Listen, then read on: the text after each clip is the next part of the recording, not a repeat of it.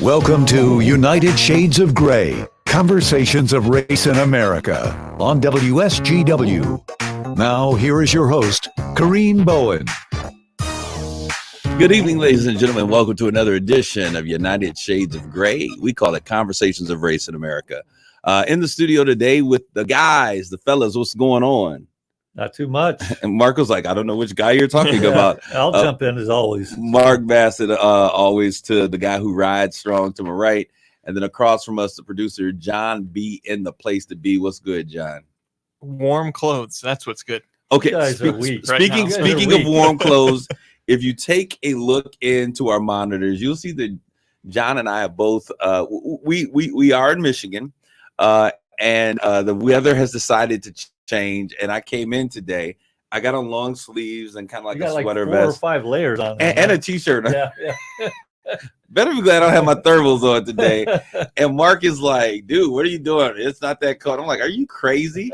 But for once, I'm not the lone black man in here. You know, we tropical people. Too. Yeah, I have a scarf. I absolutely. It's cold outside. Is that a style statement? No, this is a scarf. I am warming my body because it's practical. It is in the 30s outside. You're not going to start wearing an ascot, are you? No, I'm not.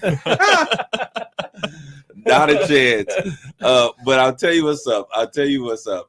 John also agrees with me, John, that it's cold outside. Yeah, I pulled the winter coat out. Wow. Now, see, I didn't rock the winter coat yet. Yeah, I got a jean jacket on. And Mark is like strolling through town talking about wearing shorts at 32 degrees. I don't understand that, Mark. And you're from Hawaii. I grew up in Hawaii, but from Hawaii I went to Notre Dame, which has got this super strong lake effect kind of wind chill. We had one winter for a week. It was minus 70 wind chill factor. My roommate, I can't even fathom that in my head. My roommate's glasses, he had the kind where the frame screwed into the lens. Yeah. Cracked where it screwed in when he went outside. Wow. It was that cold. Places get that cold in the Now, that was one time in 4 years. It's not like that typically, but yeah. I wouldn't come back. This brother would be gone. I ain't gonna lie to you. I was laughing. My mom and I were talking, and she said, she got in the car with me, and I turned the heat on, and I had it on 90. Come on. I had it on 90, blowing heat on me, and she's over there like, oh my God, I can't take this. How do you do it? But in the summertime, that's how I'm able to, ride around in my Jeep or whatever, and I take the top off, and it's like 95 degrees, heat index of 102, and people are like, don't you need the air on? I'm like, this is perfect. Your skin gets clear. You sweat a little bit. Feels good. I love it. I need the heat. Yes, you did. My people are out there keeping me honest. Yes, you missed me at the gym this morning. Good morning. Good afternoon, actually, to all of those that are listening to us via the social media stream as we record this. We certainly want to recognize you and thank you guys for tuning in. Sean, we certainly appreciate your listenership. And hey, my mom's. Does Sean work out with you or something? Sean does not work out with me, but he is a friend that I don't know how long I've known him, and I just I haven't seen him probably in pre-COVID, maybe even 3 or 4 years, like even 3 or 4 years before that. And I was just at the gym. He's like, hey, I thought that was you, and so we were able to just kind of catch up. A lot of people, if they're looking at me, looking for me at the gym, haven't seen me since 2019. But a good friend of mine said, hey, Mr. Polar Bear, are you trying to go for the role of Santa this year? That's a true friend. That's a true friend. You were there when he said that, Mark. He's like, hey, you're getting fat. You need to lose about 40 pounds. I was like, this friendship has just gone to a whole nother level. He's looking out for your health, man. No, I appreciate that. And I don't have any major health issues. And so I appreciate that. As well, but it's good to be here. I'm glad you guys are continually coming in. Let's tag and share this conversation. Check us out in some of these spaces and get involved. Today we're going to talk about hot topics. This is the hot topics episode. You've seen it on The View. They talk about those topics. They give their opinions, and I'm just really excited. I was gonna go completely politics on today, and I said no, I don't want to go completely politics because there's some things out there that I think are really worth kind of having a conversation about. But I'm doing well. Everybody good, first of all. Mark, you're in town for how long? Well, I will be out of town next week. We'll be in Fort Leavenworth, Kansas. So I'm going to need a StreamYard We're helping out with our grandkids. Okay, I was going to say, Mark, what's in Fort Leavenworth, Kansas? Sounds My like son a is a base. major. Yeah, it's an Army base. My son's a major there. How long has he been in again, Mark? That's a great question. I want to say he's been in since about 2007. 2007. Okay, Yeah, all yeah. right. So he's putting his time. It's a career. He's This going is his to career. ride it out Okay. till the end of when basically he's kind of asked to retire. They have a mandatory retirement age depending on your rank. And what we love the military guys. As you see, WSUW has kind of a flag and it's a logo. You see the flag in our stream. It's United Shades. We are patriotic in every sense of the word. I love my country. I complain about a lot of things, but having been to other places, there's some places I just don't want to go back. So I'm proud to be an American. But let's get to the topics for today. I was listening to Mark's really good friend on a radio program that was not CNN, MSNBC, or Headline News.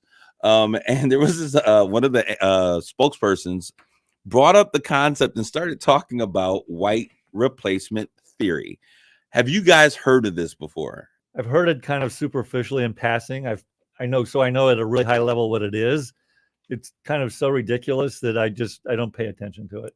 So, had you ever heard about this? I've heard the term kicked around and kind of based on context put together what they're talking about. Okay, what was your thought? Because I'm going to tell you, I had never heard this, and I'm usually on top of things, but I think that this is probably utilized in circles that I'm often not a part of. But it's to Tucker Carlson and Laura Ingraham crowd, basically. Okay, so as far as I'm concerned, it's fear mongering for the purposes of political gain. That's who I was watching, Tucker. Yeah, and he brought it up. Good evening to you as well, Stacey Crosby. What's your understanding of it? And I just want to make sure that we all have the same understanding. We'll have a conversation about it. Well, it's the idea that policies involved in opening up the border and bringing across and incentivizing more immigration, both legally and illegally, is to basically buy votes. And it's the theory that weight of people coming over the border is going to win votes for that party that opens that up more. So essentially what we've referred to in many other times as the browning of America. The idea is that we bring in more people to dilute the power or the authority of the vote of our good old white American. Well, I don't know if I'd paint it that way. It's just that, again, I bring it back to certain demographics. And I think it tends to be more socioeconomic. Again, you always want to paint it in race. I always want to paint it in socioeconomic. Okay. That they're going to tend to vote more Democratic. So people who are of lower income bases tend to vote Democratic more than people of higher income base. I think that tends to be true. I think when you look at the stats for younger Hispanics, but for the establishment, I was always taught that. And what I've always seen is Hispanics often were Catholics, and coming over, they would have that, that Catholic belief of anti-abortion kind of pro-life. Thing. Pro-life, yeah. Although historically, I think the Catholic Church actually did lean Democratic historically. So it's as I'm Catholic. Share with us. Educate me, my man. Catholic faith would be very pro-life, but it would actually be much more of an open border as well. So the religion itself kind of splits down based on social. It would be definitely against the death penalty. Mm-hmm. So it kind of splits around social issues, both left and right, frankly. Speaking of the death penalty, and this was not even something that I wanted to talk about because I think this is interesting. So, and we'll come back to what we're talking about here with this. But we saw the guy that was responsible for the Parkland shootings. Two individuals, two judges, two jury people had sympathy on him and voted against the death penalty. So he will not get the death penalty. How do we feel about the death penalty? Because what was interesting. I'm against it. You're against it. What about you, Jonathan? I have kind of mixed feelings about it because while condemning someone to death is that's a huge step, there isn't any walking that back at all. Not like life in prison, there's any walking back. But also there are some people that shouldn't you shouldn't run the risk of having them in society anymore, and society shouldn't foot the bill to keep them around anymore. I don't know. I That's a strong statement. Feelings about that. Yeah, because I'm frankly going through the whole death penalty phase, and people appealing it and everything actually ends up costing a lot more than actually housing them. Yeah. I ultimately believe in the value of human life, and that everybody has a chance to be something, make a different, turn their life around and be something different. So I'm just against ending people's lives. So Jeffrey Dahmer has the ability to become something different. Sure, he could. Whether he can, if he's locked up, he's really not going to be able to be a serial killer anymore. Mark, are you sure you're a conservative? Like I said, certain things I split down based on different issues. Everybody can make a positive impact in their lives. They have the opportunity and the possibility to do something positive. So everyone has the ability to change. Yes. Okay. No one's beyond reproach. Correct. Okay. So my reasonings are different. My purpose or my thought for being, I'm not for the death penalty, of course. One, I think there's a certain amount of arrogance and pride that an individual has to have to take into their hands the right to end someone's life. It's the same arrogance that an individual uses when they think that they have the right to end someone's life in a murderous situation. Yeah. So I don't agree with the death penalty. There are some things that I think are super duper heinous, that are horrific and are very tragic for families to have to deal with. But I'm going to tell you, I'm that guy. If you were to slaughter my family, I'm going to be very angry, very upset and evil, but I process through that stuff differently. And I just feel that I don't ever want to be responsible for taking life when it's because I'm a Christian. Right. I am a Christian. And it was interesting when I understand that these parking individuals are suffering a lot of grief because these are kids, but I struggle to hear people who believe or confess to be Christians, believe in the death penalty, because I'm kind of like, thou shalt not commit murder. Yeah, it's pretty clear in the Bible. Yeah, I mean, so we're now especially in the New Testament. I mean, if you're just an Old Testament person, okay, you got the eye for an eye, but yeah, the code of Hammurabi, and so whatever level of tragic was done to you, you can do it in return. But the death penalty is different, and let me tell you the reason why I have an issue, not just the religious purpose, but also when I look at communities of color, and we look at someone who was just exonerated on DNA after being in prison for 20-some years for the murder of his girlfriend. Was an Asian woman. Family was devastated that they were letting him out, but I'm sorry, DNA don't lie. And so he was now exonerated. Think if this man had gotten the death penalty, think about how many individuals get the death penalty, and we in our fallibility can never, we're not always 100% certain that something, and that's why I think we should take it off the table. That's part of the thing, though, is it's one of those, you can't be 100% sure. And that's what has me going, yeah, no, it shouldn't be there. But I think it being on the table in a way has, and I guess, you know what, you might be changing my mind here. Okay, we'll keep talking. Maybe we can change. Because if you were going to say you think it's a detriment, I don't think it's a detriment to anything. No, I don't think it's a detriment, but I think that having it on the table is certainly dissuades certain things. But if you're already breaking the law anyway, what do you care what the punishment is, right? Yeah, I don't think someone goes like, I'm not going to kill somebody because there's a death penalty. There's a death penalty. That's where I draw the line. Yeah. Yeah, no, I think that taking it off the table is a reasonable thing to do there. Okay, see, so we've solved that world problem. We have solved this world problem. So back to white replacement theories. if the Supreme Court or Congress or Sleepy Joe has any need for us at this moment, you know where to find us, and we'll be on to the next global problem. But the issue I have with this thing is the Hispanic community is leaning more and more to the GOP, not to the Democratic Party. That's exactly what I'm saying. So we're talking back to the white replacement. Yes, back to the white replacement. That's exactly what I'm saying. Yeah. So I'm like, does that even make any sense? Now, no, like that's why I think anybody can come up with some theory. Anybody. Absolutely. And this is where it's like, I personally believe this is just another fear mongering by Tucker Carlson. And I don't know who came up with this theory. He certainly talks about it on his show. It's fear mongering for the purpose of political gain.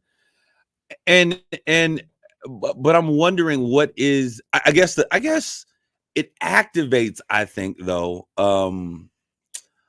not the best of us because it activates a fear, as Yeah, you said. all of this is a fear based. And so we are All the of worst it. of us. And so let me ask this question then, Mark. So are we saying that in the current state of what we're seeing, that with, because there's a lot of fear mongering, that is a huge thing. Even number 45, when he ran, he was talking about the people pouring over the borders were murderers and rapists Right. and all that. So, And I always loved the anecdotal story of an illegal alien killing somebody. When Yeah, how many yeah. legal American citizens are killing other American citizens? I mean, it's just crazy. Well, and then there's this this statement that you're saying that, you know, brown and dark people are, you know, they're violent, they're deadly, they're threatening. And so we got to deal with that. What are you going to say, John? I think that the border crisis has been mischaracterized in all ways, shapes, and forms. How so? I think that people are straw manning each other to the nth degree. Okay. I think that the left wants to see more in the laws of letting people over the border be expanded. They want to see people be able to cross the border legally more. The people on the right want to see the laws that we currently have enforced. They see a lot of illegal immigration. They're experiencing it, especially in those southern states. That's where you see people getting shipped all around the country. But I don't think overwhelmingly people on the right are anti-immigration. I think they're anti-illegal immigration. Right. And I Okay. don't think people on the right or on the left are pro-illegal immigration. I think that they want to see that expanded. And I think that a big hindrance to this discourse that's going on right now is that mischaracterization all over the place. John, go ahead. I was going to say, frankly, that's the issue with almost every issue, that there's no willingness by either side to try to seek a common ground and find a constructive solution. There is no willingness to do that. One of our listeners in social stream, Donna Shaw, says, and who was on the Mayflower? Amistad and the Amistad. You know, that's a good question, Donna. I understand. We are immigrants is the point I believe that she's making. Yep. Now, let me ask you a question. Do you think that immigrants from countries like Haiti are treated differently at the borders than countries such as Venezuela? I don't know, because I've never been there. I'm just asking. But my based guess upon what you're is saying, potentially, you know. Why is that? Well, again, I don't know the answer because I've never watched what goes on at the border. But if someone forced me to guess, I would be forced to guess that there probably is. Is someone coming from Haiti treated differently than someone coming from Germany? Probably. Oh, I mean, come on. Let's talk about what was the lady named with the eyes, the smiles? She was the first lady. Why are you looking at me like that? I don't know what you're talking about. I think you're having a stroke. Yeah, or is someone from Haiti treated differently than someone from Ukraine? What was Donald Trump's president? Ivanka? Trump? Not. Oh, Ivana. Ivana. Was it Ivana? Was it her name? Wasn't that his first wife's name? No, Ivana? not the one. Not that one. The Melania. Melania. Slovakian, I think. Didn't she just like get naturalized her green card right before the election? I have no idea. I mean, somewhere in there. But anyways, let's move on. I want to talk because time is flying so fast, but this is important. Nuri Martinez, who was the president of the LA City Council, she stepped down finally after racist remarks. Did you guys hear about this story? Yeah, it was everywhere. I saw the headline. I actually never read into the story. So you can educate me. This is funny. Mark is like, I saw the headlines, and John's over like, it was everywhere. Well, John, you do news for a living. That's true. I work in a news station, so I'm hearing it at the top of every hour. Yeah. But this is an important conversation. So she resigns after the recording surfaced of that was documenting her and two other Latinos. And I think what race were they making racist comments about? About black folks. And we Okay. want to talk about it. Yes, Kevin De Leon and Gil Cedillo. Both of them. Do you guys like the way I rolled off my tongue? You're very Hispanic. You've been hanging out with Larry. Yeah. All right, but anyways, they had this conversation, and it was about redistricting and taking away the powers of blacks in the city. There were also some comments made. One of them has a child that's adopted from one of the indigenous peoples groups, and was talking about how this child was a monkey. They need to sit him down and hey, there's art, and sit him down somewhere because they needed a spanking.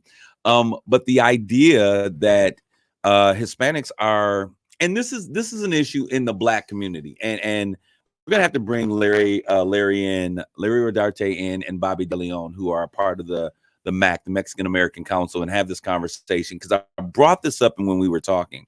A lot of the rights and freedoms that many minority groups that are here in the country have received because of the work that African Americans have been able to do in this country, Blacks, and so they've kind of walked down that same path. If you look at LGBTQ communities, they've walked the same path, and we've seen this change happen.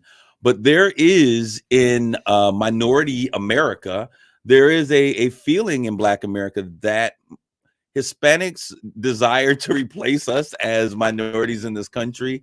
And a part of the problem with that is that so many of them are able to assimilate easily into mainstream America. Why is that? I mean, because there's the fundamental question, because I didn't know exactly where you were going. I mean, because I think if you're honest, there's probably Black people that are racist against Asian people. There's been a lot no, I think that's true, but so, I don't think that there's ever a desire. For the most part, Black people have never had a desire to replace anyone. And it may be because have been considered probably the more dominant of the minorities. But I think that I've never heard Hispanics wanting to be replacing Black people. No one has ever heard it. I haven't heard that. This has never been a conversation. Yeah. But here is a clear situation in which this conversation has taken place. And so they were talking about how they were redistricting based upon the ability to negate some of the power that Blacks have. Right. But is that about political power? Political power. Right. Yeah. But I mean, everyone understands if you're going to make change happen, it comes down to the power of the vote. So sure. So this is what Black America always talks about when people are like, well, you have to explain what you mean. We've never seen it. I don't think that that's the case. But this is exactly what we're talking about. Do you think that Black council members ever had that discussion of how could we do something to consolidate our power base? No, let me tell you why. Because I don't believe that. What you often hear is in Black communities, and you'll know this, is you always hear Black America use the phrase Black and brown communities, right? Because for us, we are fighting a fight. Publicly. And we have fought for a long time, not just for Black people, but for all underrepresented people. And it just appears in many circles. And my desire is really to build a coalition with Hispanics, if we could, if there was such a thing. But the government, from the inception of bringing Mexicans and making them part of the census, made them, when necessary, they could become white. And then at other times they're, what am I, Black, not of Hispanic descent or something crazy like that? I think that's really interesting. Like on standardized tests, I remember that from school. On standardized tests, the options were Hispanic or not Hispanic. That was it for a lot of those tests. And it's like, really? That's the guideline here for heritage? And then it would be Black, not of Hispanic descent. Now there is African American that we see in those spaces. But I think that particular situation, Nuri Martinez, shame on you and the others that are there, is one of those things, one of those conversations. As we experience the browning of America, hey, us brothers can understand some of the things that white men are experiencing as well. But we want you to understand that life is all about coalitions. And the more we allow ourselves to be divided, the less power we have as a people. So it's time for us to cross some bridges, build some bridges, tear down some walls. Let's have these tough conversations on race. That's why you're at United Shades of Gray, conversations of race in America. We'll have a commercial break. We'll be right back. You're listening to United Shades of Gray on WSGW.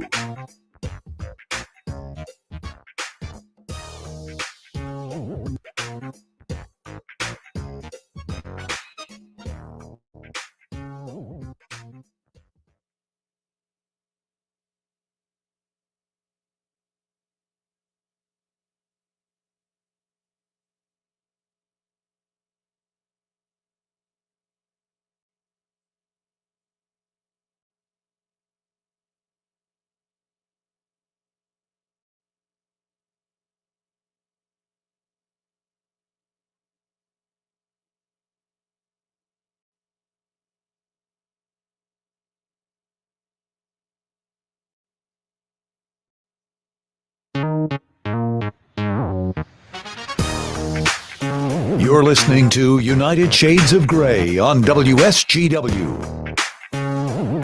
This is Kareem. We're back with more United Shades of Grey, conversations of race in America. In the studio, I'll start. My bad. Hold on. I'm giving you my A game. I know. What is the deal it's here? great. Yep. Good stuff. I'm just messing it up here. Hold on. All right. Okay, ready? We're ready.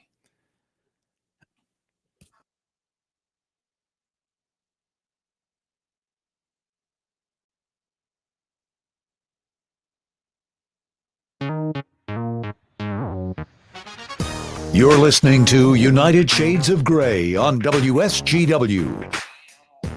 This is Kareem. We're back with more United Shades of Grey, conversations of race in America. I'm in the studio with John B. and the place to be, my producer, John. What it is. Hello. And we also got Mark Bassett. He's to my right. Mark, are you yet good? I'm good, baby. All right, we're going to continue and transition. This is going to be interesting. I think you guys might be surprised by some of the things that I say. I think I'm kind of surprised.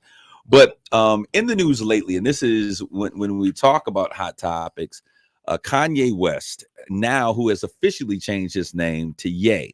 Oh, he has. I didn't know that. Yes, it is officially changed to Ye. And he says that if you call me anything other than Ye, it's disrespectful. Okay. And so we want to respect hip hop's first billionaire ever. Was he one a billionaire before Jay-Z? I didn't know. Well, that. Jay-Z was a billionaire first, but Kanye really is loaded beyond where Jay-Z is. Got it. He's like multi-billion. He's been on the billionaire list for a few years, so he may have actually been a billionaire before Jay-Z. Okay. But we'll talk about that because there's a conspiracy against Kanye, as there always is. Of course. All right. In his mind, anyway. No, but I want to talk about this because we kind of it is that what do you call it when there's a crowd of people? What do we call it? And everyone wants to jump in once the crowd gets going. No, you know what I'm talking about. Groupthink. Groupthink. But anyway, so Kanye said that he's getting ready to go DEFCON 3 on Jews, on Jewish people. And I was like, what? Who cares? Kanye, what are you talking about? If I'm Jewish, I go like, so what? Yeah. Well, so what happens? I mean, but you got to look at this, the implications of this. So he and our dear friend Candace Owens, who Candace, I know that you tune in and you're listening to this show because you are so enriched by the things that we talk about. Ye is down there in Chicago. He's listening on WJOL. Thanks, Ye, for tuning in. Give us a shout out on your next record. He doesn't live in Chicago, does he anymore? No, he does. He's out in Montana, where all of the great Chicago black actors and rappers always retreat to, right? Yeah. But anyways, they wore to a fashion show the White Lives Matter shirt. Have you seen that? I saw the picture. Okay, what was your thoughts when you saw Candace Owens, black, Kanye West, black, wearing White Lives Matter shirts? I wasn't surprised. Okay, why not? I mean, because they both tend to be pretty far right. Okay. And it's a great way for publicity, frankly. I mean, how many photos all over the world, how much were they in the news? I mean, I think a lot of this stuff is about, like Candace Owens in particular, and Jay-Z to some extent, is about how do I get my name out there? How do I get publicity? I think Jay-Z's also got, I wonder sometimes about his mental health, but that's a different thing. You mean, Yay. Oh, sorry. Yeah, not Jay-Z. Not Jay-Z. Jay-Z about the coins. No. Jay-Z is counting his Kanye, coins. I sometimes wonder about his mental health, but he's also about publicity. Okay, so we're going to talk about that. So he says that he wears this shirt, White Lives Matter, which the Republican Party is all about freedom of speech, right? Sure. I mean, this is what they're about. And not that this was the Republican Party. Let me make that clear.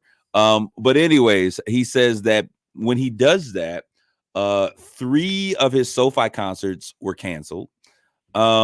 He was dropped from his relationship from JP Morgan. And there was he had a relationship with JP Morgan? Yes. Like a business relationship. Yeah. I don't think they were like seeing each other. Yeah. Well, I didn't know if he was doing some sort of advertising for them or it was like financing. So they had a business relationship. So he's got a number of things that he's doing, right? And then there was an interview that he did on Shop Interrupted that was removed from the airwaves. And he since then, and I watched him do an interview on a show. So was that just for my education? So as we have this discussion, was it because he wore the White Lives Matter thing, or because of the whole Jewish rant? The White Lives Matters shirt. They were upset and they thought that it was offensive. So that was their response. So his response was he was going DEFCON 3 on Jewish people. And so his thing was that he was going to expose secrets that were, you know, when he was in these spaces. And understand, let's get to where I want to go with this. These spaces he was allowed into certain rooms because he was Kanye, or you know, formerly anyone Kanye. you know, if you have a big business relationship with JP Morgan, Yeah. you're gonna get in rooms. I mean, with come on, every black man ain't walking in them doors doing business deals, right? Yep. So and there were certain things he was like, you know, hey, well, we don't share this with everyone, or this is something, hey, we want to share this secret with you on how you can do XYZ. You know, these are, and so he's like, now I'm telling all the secrets. But there were a couple situations that happened, and he began to share how the reason he said he was going DEFCON was because whenever he does anything, especially he said in the space of clothing, we know Levi Strauss, in the clothing world, in the media world, and in the entertainment world, Black people were essentially controlled by Jewish managers, Jewish owners, Jewish designers, whatever the situation is, and that we were kind of prevented from really being able to speak our truth, saying what we really want to say, because whenever we do, we stand the risk of being canceled by these entities which control these places. So that's kind of the reason why he said he was going deaf. What are your thoughts about that? Do you think that a Black man has the ability to be bold in his thoughts and his processes and say what he wants to, and, you know, live his truth? Does. What's that? Anybody does. There are repercussions for what you do, whether you're black or white. That's exactly what happened. So if a white guy, if who's a famous white, if Eminem was doing business with JP Morgan and he wore a White Lives Matter shirt, the exact same thing would happen to him. Do you think the same thing would happen? Is it the same thing as Kanye just out there being sensitive in his feelings and his emotions? I don't know if that example would have garnered the same response, but I get the sentiment behind it that they're a publicly traded company. Yeah, they care what people. Well, I mean, JP Morgan is one thing. Yeah. But it's not. It's a cancellation of concerts and things of that nature. Yeah. And the reason I say that, Nick Cannon, if you remember a while back, polyamorous Nick Cannon, Nick, who needs, how many kids has he got now? How many different women? Man, I don't even want to have that conversation. Yeah, okay. But there was a situation where Nick Cannon, who is kind of like a media mogul in his own right, and his show Wildin' Out is blowing up, very popular among young people. He was having a conversation with someone who I believe was a Black Hebrew Israelite. Now, for those of you who don't understand what this is, Black Hebrew Israelites mean there is a group of Black folks who believe that they are attached or in the genealogy of the original Semites. So Blacks can't be anti-Semitic because they are tied to the original Semites in the Bible. Okay. And so Nick Cannon, in conversation with this man, says, you know, he learned that Black people Black people were originally Semitic. And the Jewish individuals were so upset. The Jews, some of the Jews, I shouldn't say all of them, but there were certain ones that reached out, and he was canceled, taken off of his show, this and that and the other, because they thought that it was inflammatory that he would consider a Black man being one of the original Semites. And so when we look at the story, when we look at what Kanye's saying, here are two figures. When they say something that's not liked among communities that control these spaces, and many times they're removed from those spaces. And so that's why Kanye is saying that these are things that makes him mad. And he went on to talk about how Kim, the Kardashian brand, has been integral. And he got mad at Jay-Z. Who did he call out? Jay-Z, Puff Daddy. He was like mad at all of them. Still around? Well, he's changed. Almost an entity. P-Love or somebody. Okay, he's a non-entity. But the thing is this: he was saying, you know, he didn't know where his kids were, and he has, you know, every right to know where his kids were. This is when Kim Kardashian was dating this Pete Davidson, and he said, unless you're viewed as a threat. And so she was just like, you know, Kanye's kind of crazy. And, you know, there's this whole conversation about white women too. A white woman start crying about a Black man. White? She's Armenian. What? I mean, and she ain't Black to me, but, you know, if you're not Black or Mexican, you're white, generally speaking.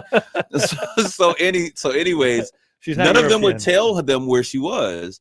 And so Travis Scott, which is a whole nother story, he tells her where he is, but he makes accusation that Pete Davidson is allegedly using heroin shortly thereafter, they break up their whole relation. But he was saying the idea that he was crazy was planted, was a piece that was planted allegedly by Jewish Americans in the media, and they painted him that way. His behavior is just so erratic and so emotional for a grown man that's worth billions of dollars to act that reactively. It just I don't know. It's got nothing to do with that per se. It's just the repetitive, reactionary, very emotional, very kind of unbalanced response to everything. What makes it unbalanced? Go ahead, John. No, go ahead. Whatever you're going to say. Okay. I think that while I don't know that it was necessarily super targeted, like we got to take down Kanye now, yay. I think that definitely once he started saying things that didn't exactly line up with how Black celebrities are supposed to behave, he got a lot more targeted attention. Absolutely. On some of his not so finer moments. Okay, I want to just what you said, because I think that that's a real thing. But I don't think it's a black-white thing. Let's go. It's any celebrity that does stuff like that. But let's go back to what he said. Yeah, the way you said it, and because I feel that's kind of, there is a way that you have to behave. I told you this before, sure. Mark. There are certain spaces that when I go into, I feel like I have to operate a certain way in order to be accepted in those spaces. Because I understand how the room would think, so to speak.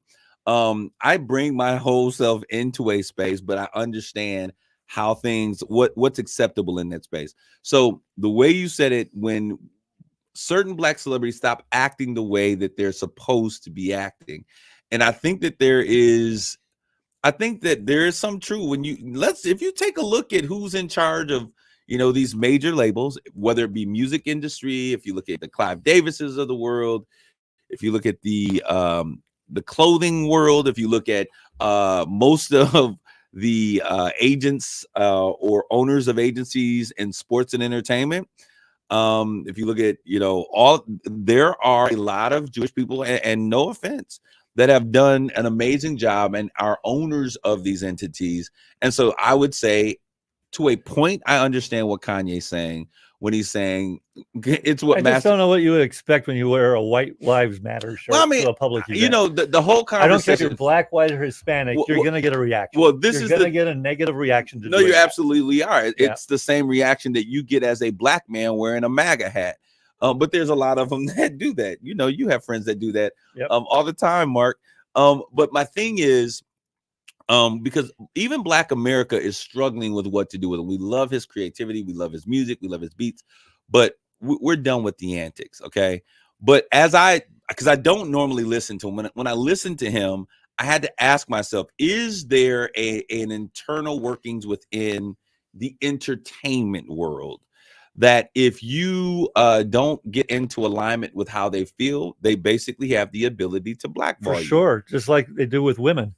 Okay. The women have been complaining about that for a long time. Harvey Weinstein. No mention of the name once again, but if you don't, do what you're supposed to do on my audition couch, he can make or break you. You understand what I'm saying? Yep. And so he was saying, because there is, I just don't think it's because he's Black.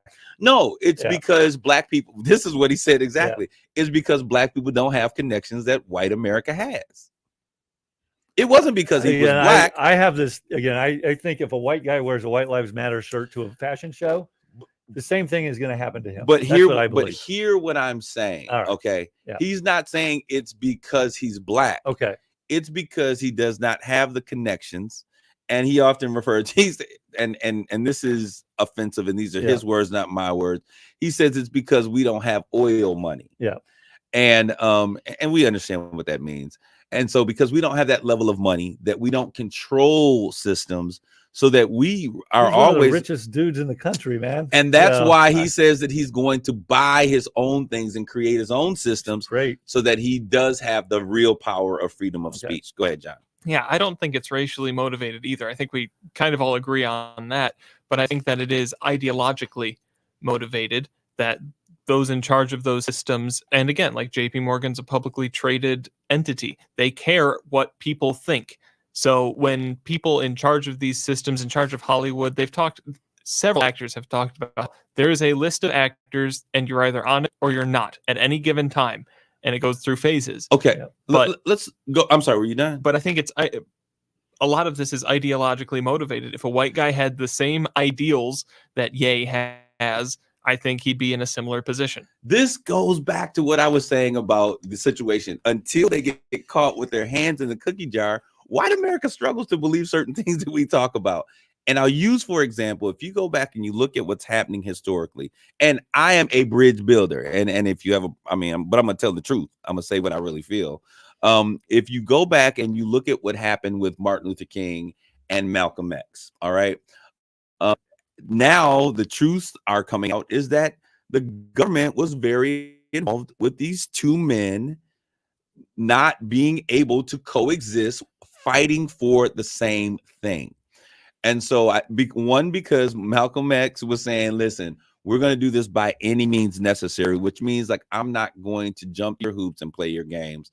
And Martin Luther King was like, we're going to be peaceful, Gandhi, basically. nonviolent, yeah, basically Gandhi. which means that we're going to be docile as people, and we're going to accept your timing and when you are going to give us the rights that are. And so they're viewed, I can almost guarantee you, by white America as two very different things. But for me, in terms of the fight of freedom, both of them have hero status for different things that they were able to accomplish. Does that make sense to you guys? Sure, but I don't see any issue with viewing them differently, because how you go about achieving something is just as important as what you're trying to achieve. But would you agree that Malcolm X was made a hero? Not Malcolm X, but MLK was made a hero, whereas Malcolm X was demonized in terms of the eyes of America? Yes. Okay. Yeah. That's what I'm saying. Yeah. And so, because typically violence is, violence and aggression is less acceptable than trying to find a more peaceful way of doing things. What was the violent act that Malcolm X was responsible for? That's how he is perceived. I'm just saying. Yeah. More aggressive, basically. It's aggression. Yeah. And so this goes back to some of the things that we were saying before in other shows that I really, and I'm thankful that we're able to have this conversation, because oftentimes, as I'm thinking about it, I don't know that I would paint, I think irrespective of race, violence versus a peaceful way of going about trying to get something accomplished is viewed the same way, whether you're black, white, or Hispanic or Asian. But my question then again is, what is the violent crime that Malcolm X was accused of doing that made him violent and aggressive in terms of how for sure. His rhetoric was far more aggressive. Who has been the most aggressive? When we look at the United States, what race of people have been the most aggressive and violent people in the history of America? I wouldn't know. How would you define I'm that? curious. You're leading me to white. No, I'm not leading you anywhere. It would be, you'd have to, I don't know, we should go down this path. No. I tend to believe people are people. But no, and I think that that's how we view things now. But I think that we have to also understand, because when we look at history judges us in a variety of ways. But that is one of the things that often happens, is that when a black man understands who he is, understands that the rights that are in the Constitution, that the Bill of Rights and all of the articles, they all apply to him. And he's bold enough to stand firmly for those rights and speak truth to power. He's often spoken or created, or he becomes aggressive. And we talked about the angry black woman syndrome on last week, but he's often seen as aggressive, when in fact, Martin Luther King and Malcolm X were very close in terms of what they believed and what they thought was how necessary. they articulated it was different. How they articulated, right? And that's all I'm saying is how you articulate something and how you engage people can have a tremendous impact on how you perceived and how successful you are or aren't. Are you guys hearing what you're saying? It's not a race issue. It's not a race issue. But what I'm saying, because I'm just saying is, if like the roles are reversed and now it's white people in Africa, how a white guy, which there's a lot of them in Africa, we call them Afrikaans. Yeah, how you engage a population and how you go, the rhetoric you use and the tactics you use will have an impact on how you're perceived, whether you're black, white, Hispanic, Asian. I think this has a big influence on how I'm perceived. And let me say it this way, because I can say something that is passionate based upon how I feel and what my true beliefs are. And because I am a black man, saying that, listen, I am not taking your BS or your situation or your how you're treating me anymore. I'm not going to do it. There is a different level of, it goes back to why we're talking about or use the things, you know, as we were talking about white replacement, because there's a fear there still that exists of the unknown. And so when I articulate myself in a very passionate manner, it is received differently than a white man receives himself passionately, and a black man who is very docile in his presentation.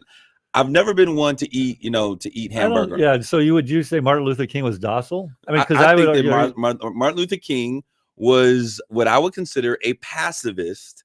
I thought, there were some, and don't get me wrong. Ultimately, who was more effective? I think that they both were. Okay. Clearly one is remembered one way in history. But why? Okay, that's exactly why does white America record Martin Luther King in a different light in history? Because if you come to black communities, we understand the role that Martin Luther King played, but we also understand the role that Malcolm X played, because sometimes the eagle has to stir the nest to get people to move and to be mobile. And so he was just saying, we've got to get out of the position. This was Malcolm X's message. We've got to be financially independent.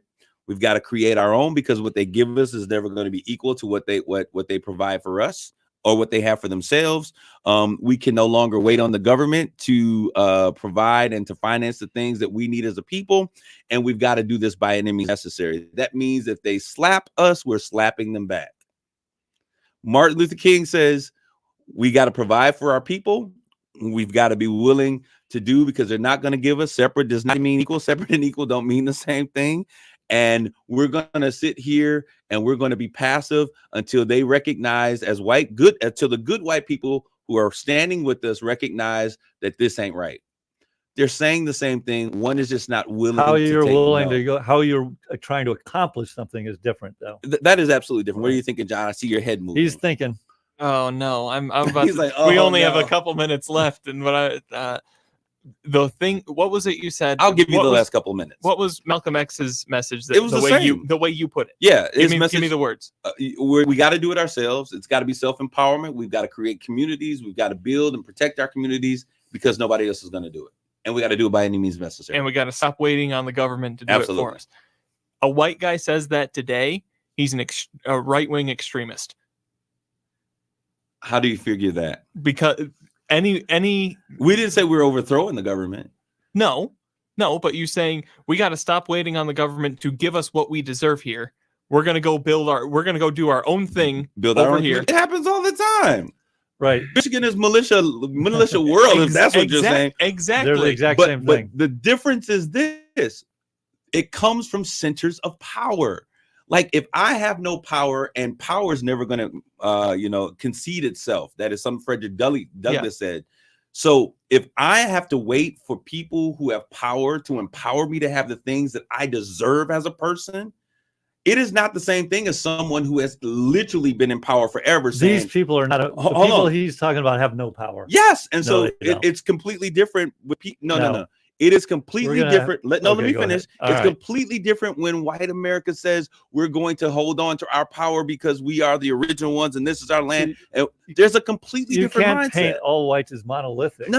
I'm not painting all white monolithic, because I would never want whites to do that to blacks. Because ultimately he brought up a specific group of white people. And they don't have power. Those people do not have power. do. They're white. They got a white skin privilege that exists since America has begun. Do you think the guys on trial for Whitmer have any sort of power? They have no power. They do have a power that exists that is exactly the same as Mark Bassett, but their fear is losing the control power that is historically been theirs.